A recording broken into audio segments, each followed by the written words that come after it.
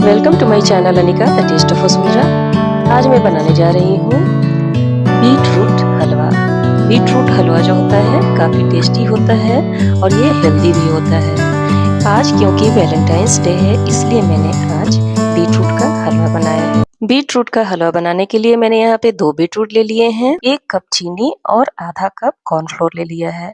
Beet root को मैंने यहाँ पे छील करके छोटे-छोटे टुकड़ों में काट दिया है और उसे अच्छी तरह से मैंने ग्राइंड कर लिया है। ग्राइंड करने के बाद मैंने यहाँ पे एक ट्रेनर में ड्रेन कर लिया है। इसमें मैं यहाँ पे 2 ग्लास पानी डाल रही हूँ।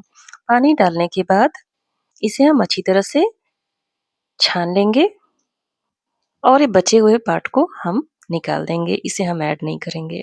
ये देखिए जूस हमारा बनके तैयार है। इसमें मैं सबसे पहले कॉर्नफ्लोर को ऐड करूँगी और इसे अच्छी तरह से हम इसमें जूस में मिक्स कर लेंगे।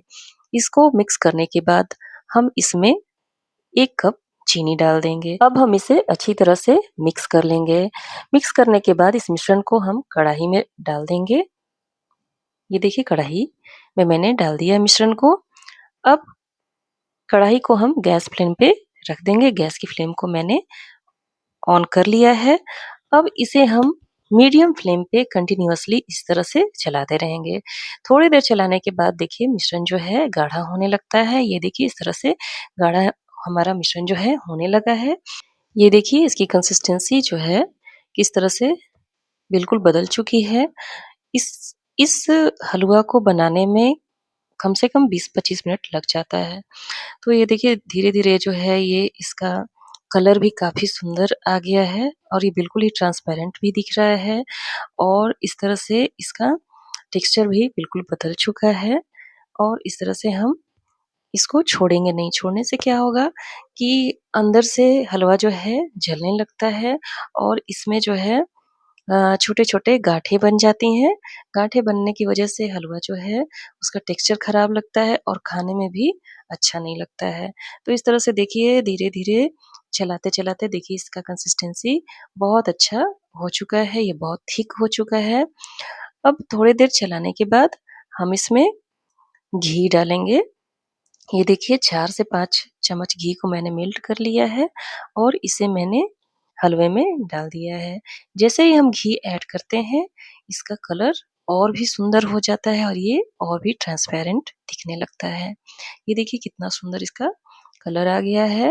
अब तेल डालने के बाद भी हम इसे 10 से 12 मिनट तक कंटिन्यूअसली इस तरह से चलाते रहेंगे और पकाएँगे। ये देखिए मैं एक हमेशा इसे चला ही रही हूँ, मैंने कभी छोड़ा नहीं है चलाना। आप भी जब बनाएँ तो इसे हमेशा चलाते ही रहें ताकि ये अंदर से चिपके नहीं। तो ये देखिए ऑलमोस्ट जो है हमारा हलवा बन के रेडी है। अब इसमें हम थोड़ा-सा ड्राई फ्रूट्स को क्रश करके ये देखिए मेरे पास क्योंकि बादाम ही था इसलिए मैंने यहाँ पे बादाम लिया है, उसे मैंने क्रश कर लिया है और एक ट्रे लिया है। ट्रे को मैं ऑयल से ग्रीस कर लूँगी। इसमें मैं यहाँ पे बादाम के टुकड़ों को इस तरह से स्प्रेड करके डाल दूँगी और हमारा हलवा जो है बन के रेडी है। ये देखिए हलवा जो है हमारा बिल्कुल बन के रेडी है। गैस की फ्लेम को मैं यहाँ पे ऑफ कर लूँगी। ये देखिए मैंने ऑफ कर लिया है। अब इस हलवे को मैं ट्रे के ऊपर इस तरह से डाल दूँगी। ये देखिए हलवा को मैंने ट्रे के ऊपर डाल दिया है। आपके पास अगर दूसरा ड्राई फ्रूट्स भी है, आप दूसरा ड्राई फ्रूट ऐड कर सकते हैं। अब इसे 10-12 मिनट तक मैंने छोड़ दिया था ठंडा होने के लिए। ठंडा हो चुका है, अब इसे मैंने प्लेट में ट्रांसफ़र कर लिया है। अब इसे प्लेट में ट्रांसफ़र करने के बाद हम इसे काट लेंगे। आप इसका कोई भी शेप दे सकते हैं। मैंने यहाँ पे स्क्वायर शेप में हलवे को काट लिया है। ये देखिए हलवा हमारा कट चुका है और ये देखिए कितना सुंदर बन के तैयार है। तो इस तरह से आप भी अपने घर में बीटरूट का हलवा बनाएँ बिल्कुल होटल जैसा और इसका टेस्ट काफ़ी अच्छा आएगा और ये काफ़ी टेस्टी, हेल्दी और ये देखने में भी काफ़ी सुंदर लगता है।